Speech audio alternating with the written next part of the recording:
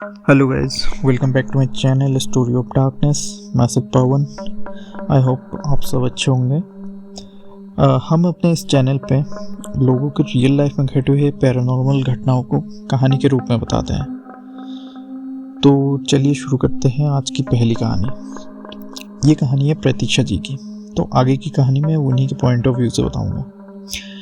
मैं दिल्ली की रहने वाली हूँ और ये घटना है लगभग 4 साल पहले की। अपना ग्रेजुएशन कंप्लीट होने के बाद मेरे को गुड़गांव के एक कॉरपोरेट कंपनी में जॉब मिल गई। जॉब बहुत अच्छा था और कंपनी में मेरी सैलरी भी काफ़ी अच्छी थी। एक ही प्रॉब्लम था, वो कंपनी मेरे घर से काफ़ी दूर था। तो मैंने कंपनी के पास ही एक रूम रेंट पे लेने का सोचा। अपने कंपनी के पास ही एक पीजी में ले लिया। सोचने वाली बात यह थी कि लोकेशन के हिसाब से रूम का रेंट मेरे को काफ़ी सस्ते में मिल गया। रेंट काफ़ी कम था, इसलिए बिना सोचे ही मैंने रूम ले लिया।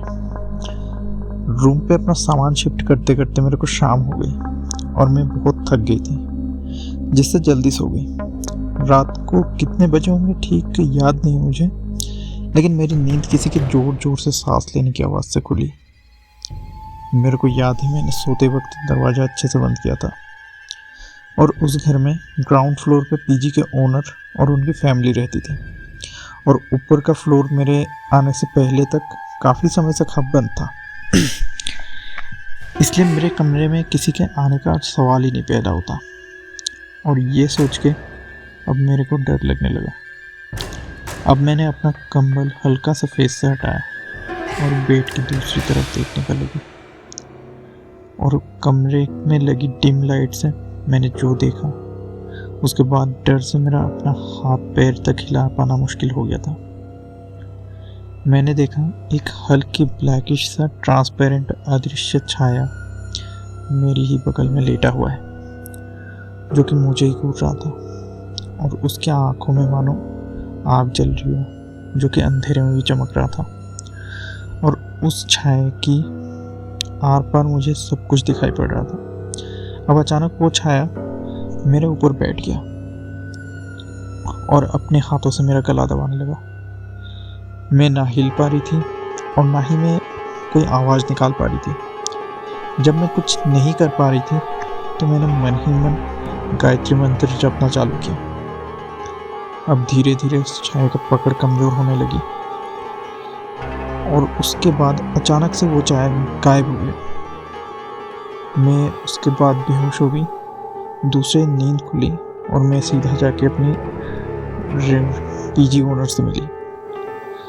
दूसरे दिन ये घटना मैंने अपने मकान मालिक को बताया तो उनका मुंह भी जैसे ढीप पीला पड़ गया। उन्होंने उस रूम से पहले क्या हुआ था ये तो नहीं बताया, बट रूम छोड़ने का आइडिया उन्होंने ही मेरे को दिया। अब मैं पास के ही किसी पीजी में शिफ्ट हो गई थी, बट मेरे को उस रूम का इतिहास जानना था कि क्यों मेरे साथ ऐसा हुआ।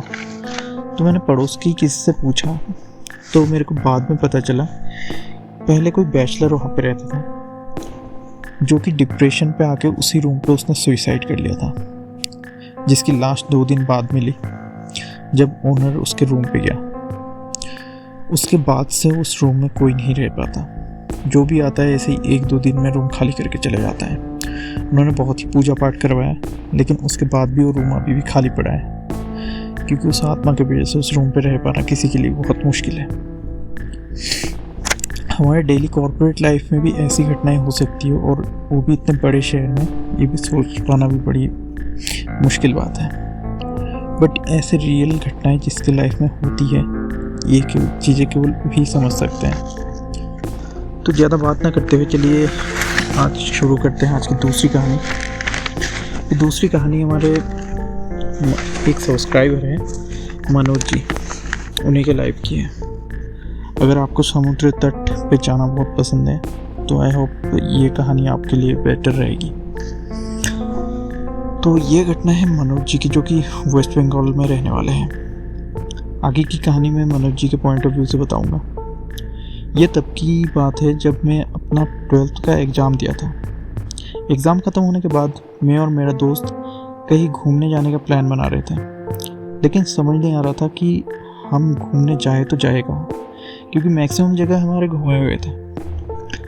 तब मेरे दोस्त आदर्श के दिमाग में एक आइडिया आया कि हमें कोई समुद्र तट पर जाना चाहिए, और वेस्ट बंगाल का सबसे फेमस समुद्र तट है दीघा बीच, लेकिन वो हमेशा भीड़ रहती है वहाँ पे।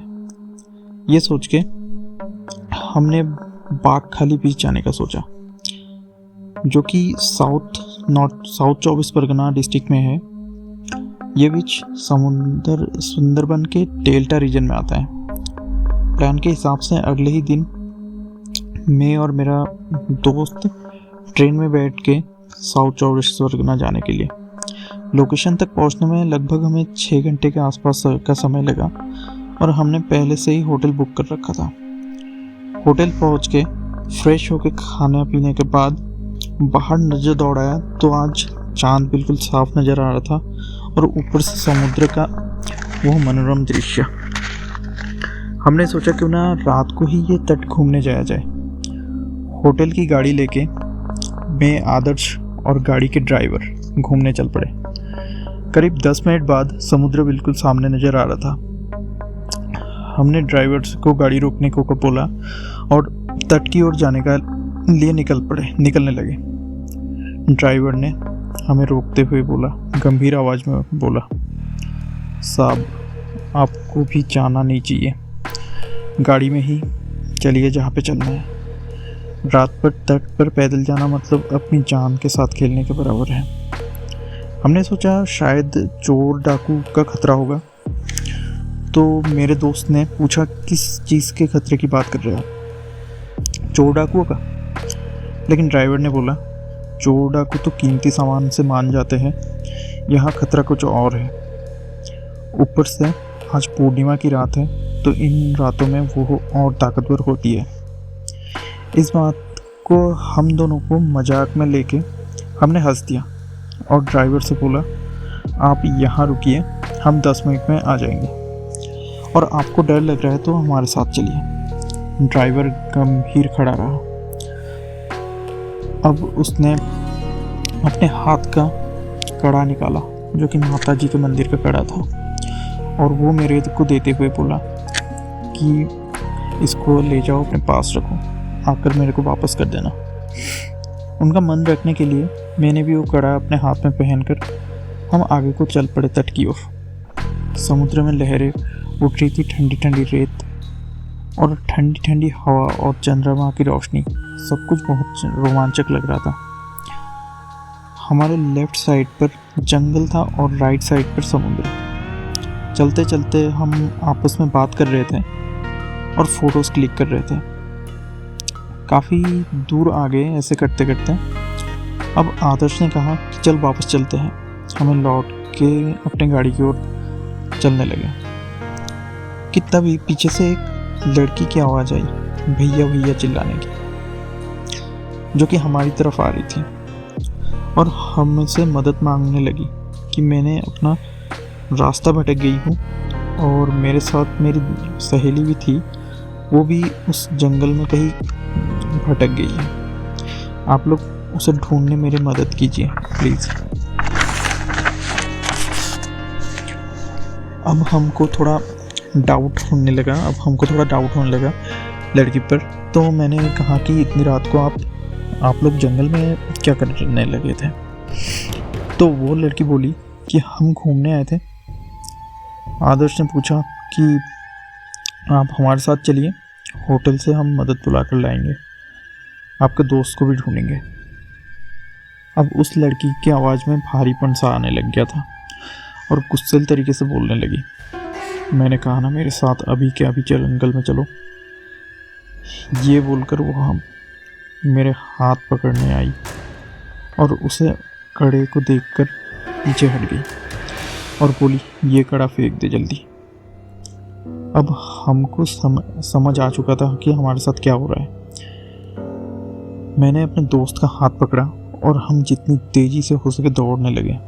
पीछे से वो लड़की भी दौड़ने लगी और ऐसा लग रहा था कि जैसे उसका हाथ हमारे गर्दन को छूने ही वाला है। कुछ देर बाद दौड़ने के बाद सामने से हमें एक गाड़ी दिखाई दी, जिसकी लाइट हमारी तरफ ही आ रही थी। वो हमारे ड्राइवर ही थे।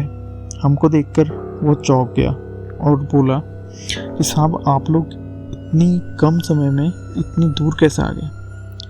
हमने उसको सब बताया तो उसने कहा कि ये निशी का बुलावा था। आज अगर आप उसके साथ जंगल में चले जाते तो आप कभी बाहर ही नहीं आते।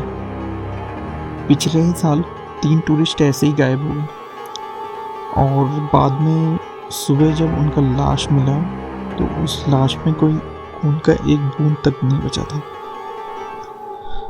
तो ये थी कहानी समुद्र तट की, जो कि बाघा बीच की है।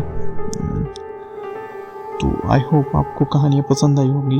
अगर स्टोरीज आपको पसंद आती है तो kindly like the video, and आपका कोई ओपिनियन हो तो प्लीज़ कमेंट बॉक्स में कमेंट कर दीजिएगा, और kindly subscribe my channel and stay happy.